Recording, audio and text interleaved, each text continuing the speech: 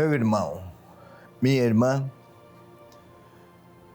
o tempo corre veloz e já chegamos ao meio do ano de 2024. Estamos aqui a falar da leitura orante da palavra do dia 7 de julho. É o 14º domingo do tempo comum. Para este domingo, 14º, o Evangelho é de Marcos. Marcos, capítulo 6, versículos 1 a 6.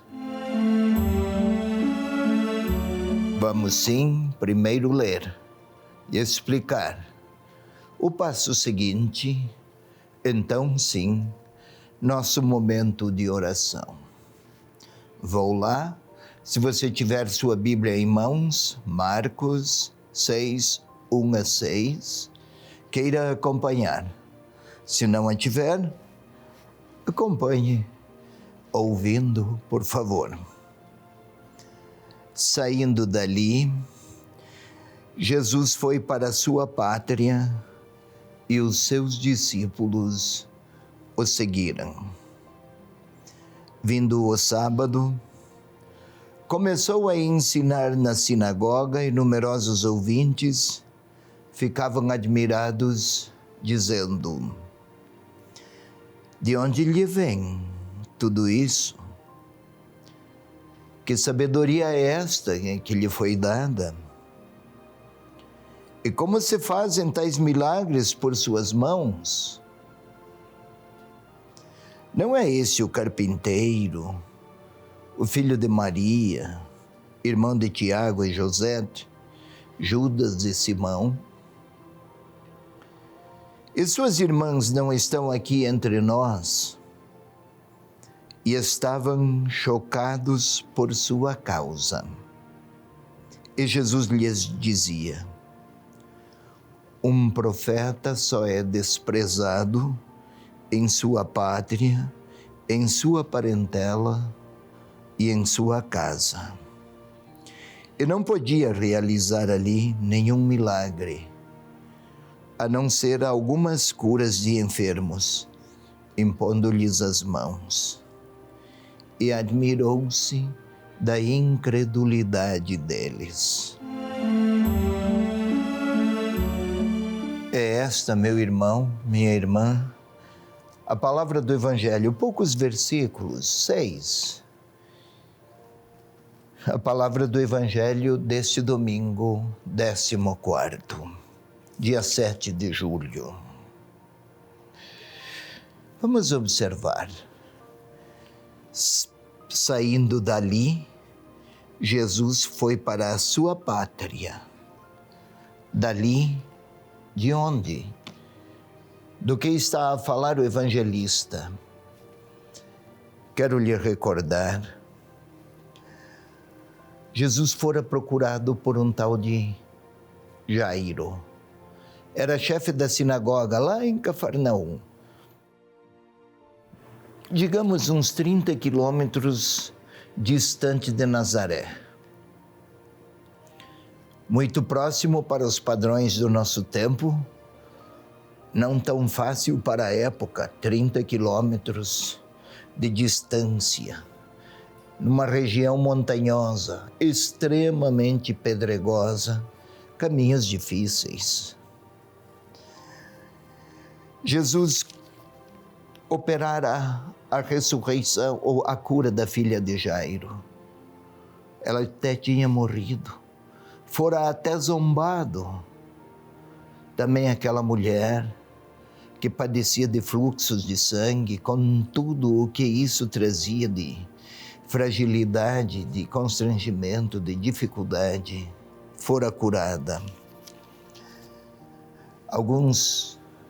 Um capítulo antes, Jesus fora procurado por seus parentes, sempre em Cafarnaum, porque estavam com dúvidas acerca das capacidades mentais de Jesus e da clareza mental. Suspeitavam que padecia de alguma espécie patológica de fascínios. Chegaram então sua mãe, seus irmãos, foram chamá-lo. E aí a resposta de Jesus: minha mãe e meus irmãos são os que fazem a vontade do Pai. Com isso eu quero dizer o quê? Havia muitas incertezas, muitos interrogativos sobre quem era ele. De um lado, os prodígios, as curas, a compaixão, a piedade, também e aqueles milagres.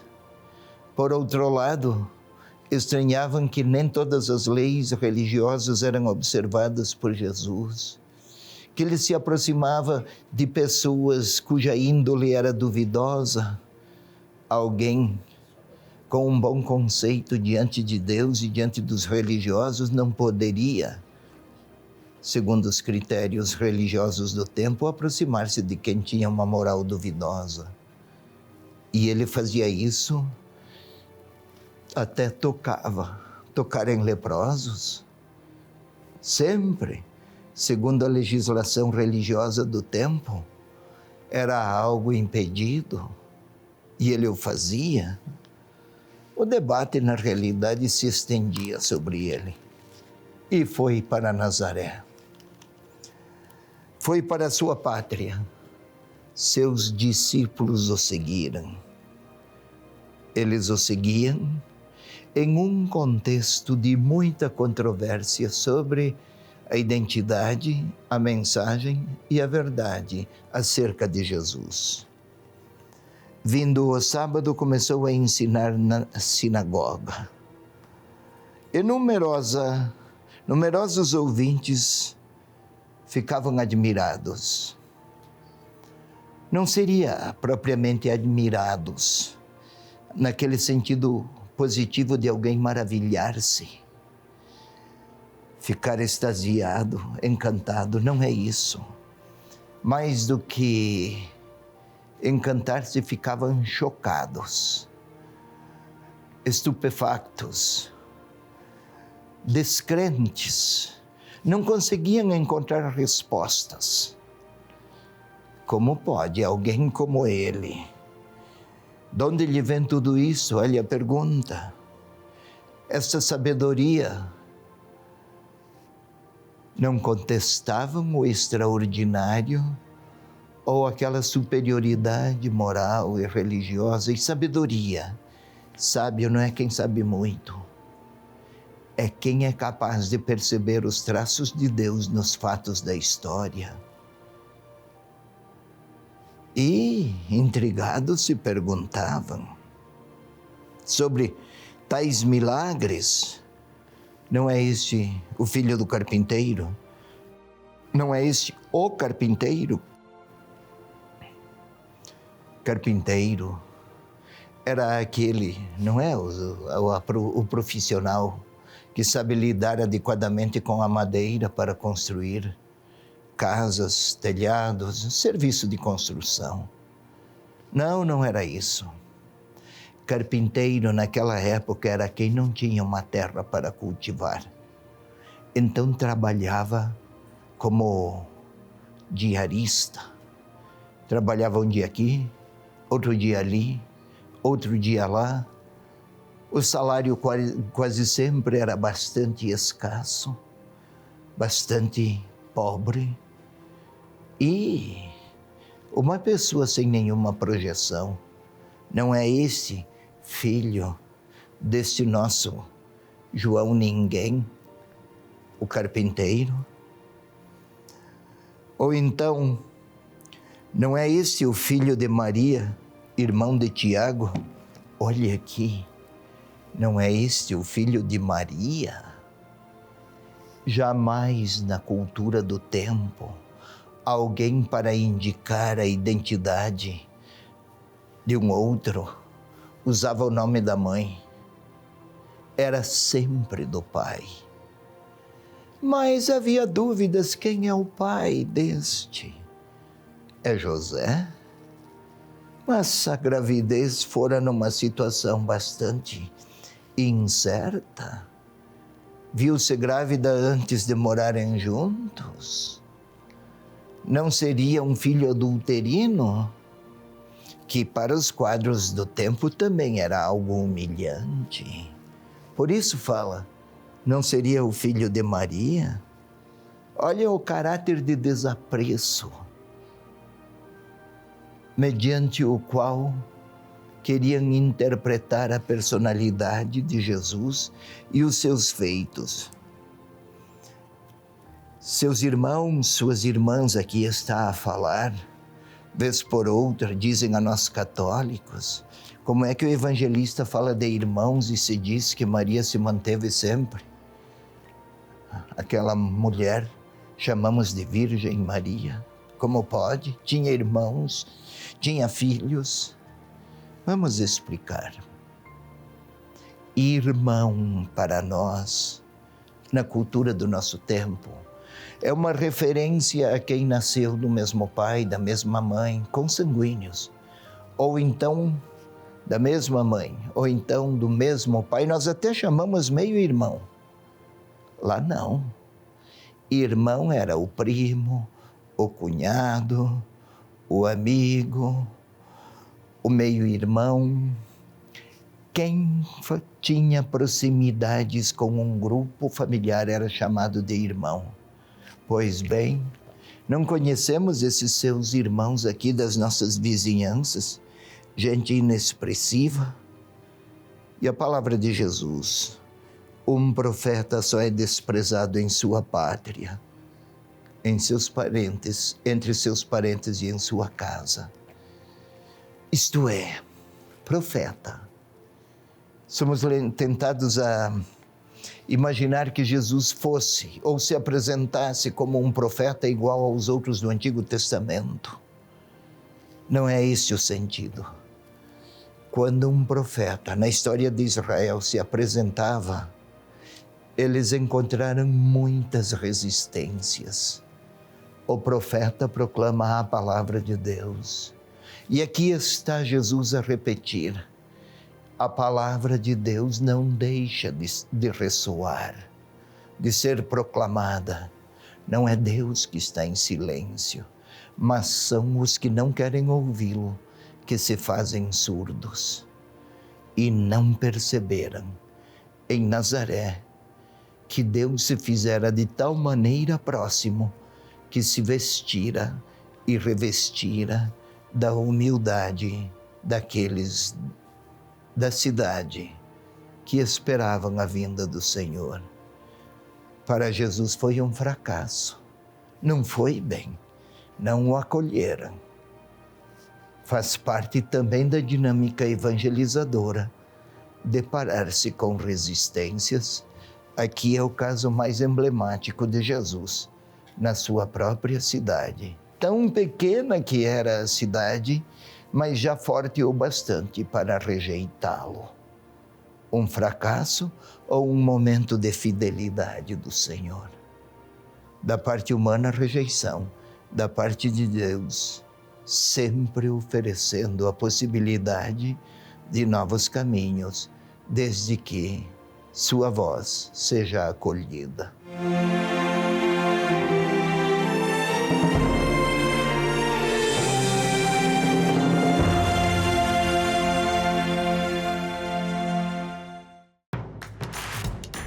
Não perca mais nenhum vídeo da TV Evangelizar. Inscreva-se agora.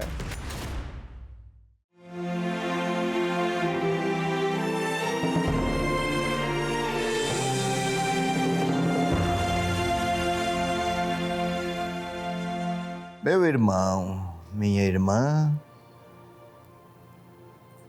é o 14º domingo do tempo do calendário litúrgico, dia 7 de julho. Vamos lá, a orar a partir de Marcos 6, 1 a 6.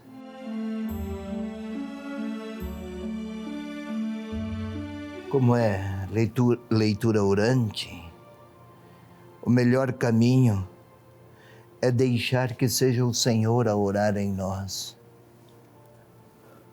Rezar pode ser multiplicar palavras religiosas.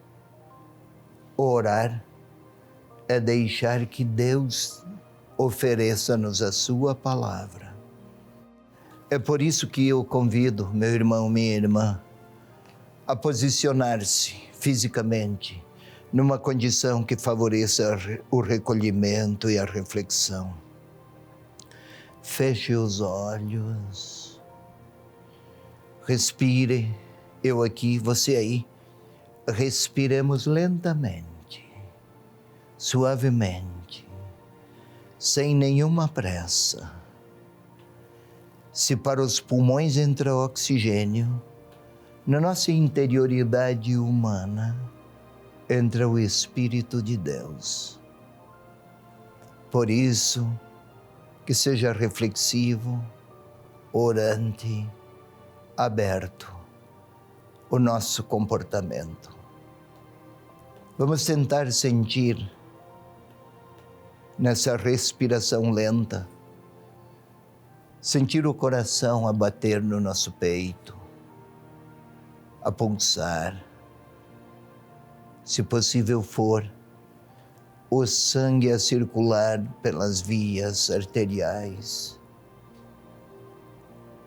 o sangue a retornar pelas veias e o coração a receber o sangue venoso e impulsionar o sangue arterial.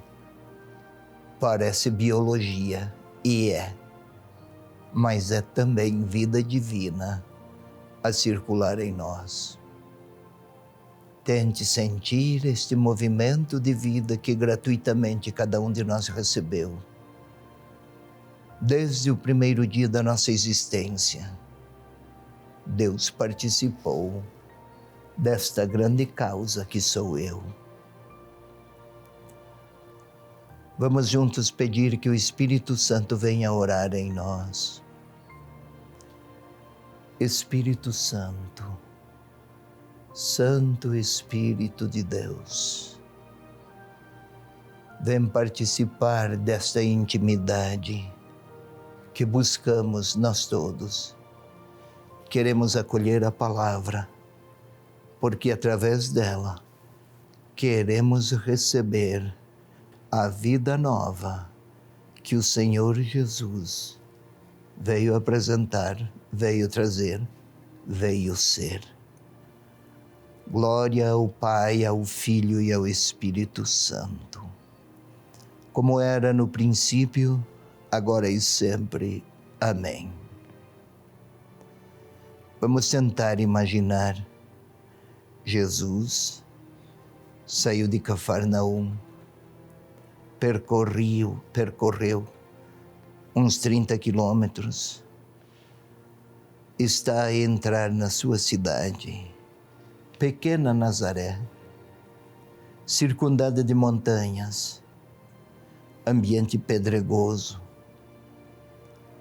Lá na baixada, há uma nascente de água, lá vão as pessoas, também Nossa Senhora, também Maria, vão lá servir-se dela para o consumo das famílias. Vamos ver o Senhor a entrar em uma sinagoga. Sinagoga, uma espécie de capela, centro religioso. Lá se lia o Antigo Testamento. E aquela gente admirada. Jesus está a falar na sinagoga. Eles se entreolham. Já tinham ouvido falar de Jesus. Muitas dúvidas, até com algum desprezo. Que sabedoria, milagres, gestos nobres, mas aquele camponês, carpinteiro, uma história quase mísera, a falar com tantas convicções. Podemos observá-los quase a rir. Não é esse o filho de Maria? Nem se sabe quem é o pai. Aquele desprezo de quem estava a olhar para uma história, insinuando até uma história adulterina. Os irmãos, é gente tão humilde, tão insignificante, aliás. Os critérios humanos parecem se sobrepor aos outros. Eles viram, têm conhecimento dos prodígios, mas o modo de crer é sem fé. É uma religiosidade que não aceita um Deus humilde. Estavam chocados por sua causa. E Jesus lhes dizia: um profeta só é desprezado em sua própria pátria. Vamos nos colocar lá naquela sinagoga. E talvez com as minhas próprias lógicas eu queira dizer que seria mais fácil crer se Jesus não tivesse sido tão humilde. Talvez eu queira dizer e participar da conversa lá na sinagoga para manifestar minha relutância. Seguir os evangelhos requer muitos despojamentos ou mudança de convicções, de ideias. Parece que Deus não se adapta às minhas preferências. Talvez eu queira considerar muito humilde, ou humildes, aqueles irmãos de Jesus de outrora, lá de Nazaré. Talvez os que creem em Jesus agora, aqui onde eu vivo. Talvez eu queira aceitar, e também eu a mover críticas, porque em um mundo, em um tempo, em uma história tão qualificada de ciências, ainda estejamos a querer enquadrar o próprio Deus nos nossos próprios critérios e convicções.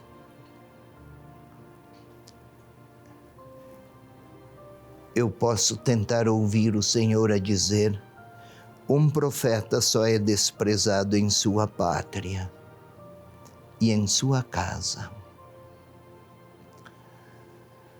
Talvez eu me iguale a tantos que, com ou sem voz, adotaram comportamentos de rejeição, adotaram atitudes hostis ao modo como a figura de Jesus é apresentada nos evangelhos.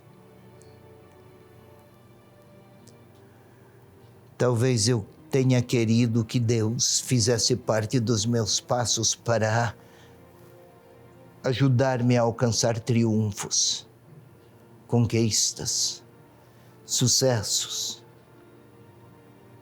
Talvez até um Deus que me ajude a vencer inimigos, como era no Antigo Testamento. Mas o Novo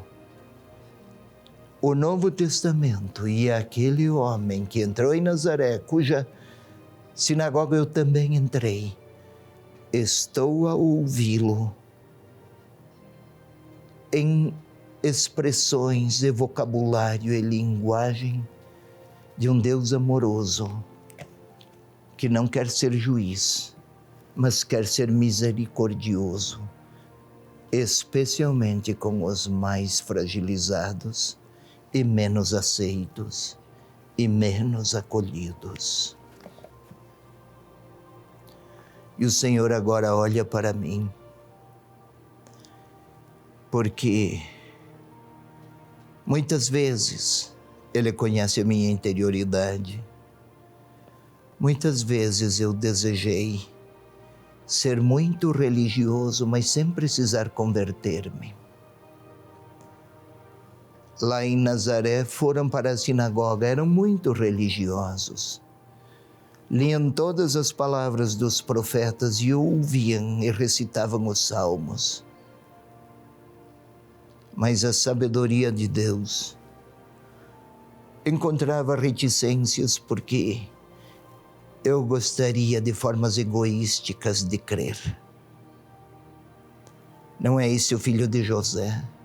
Não é esse o filho de Maria? Aquela lá.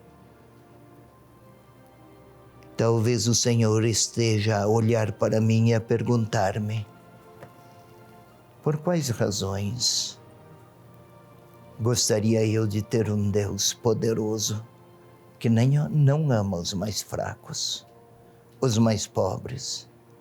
Por quais razões me custa aceitar um Deus que se aproxima daqueles que eu desprezei?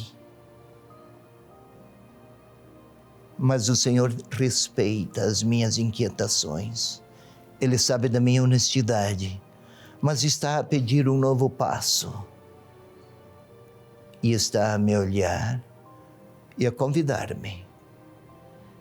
Ele convida, sinaliza, abre os caminhos e, se eu quiser, Ele diz: pode me seguir. É hora de eu dar a minha resposta, falar a Ele das decisões que quero dar ao meu modo de crer. É hora da minha oração.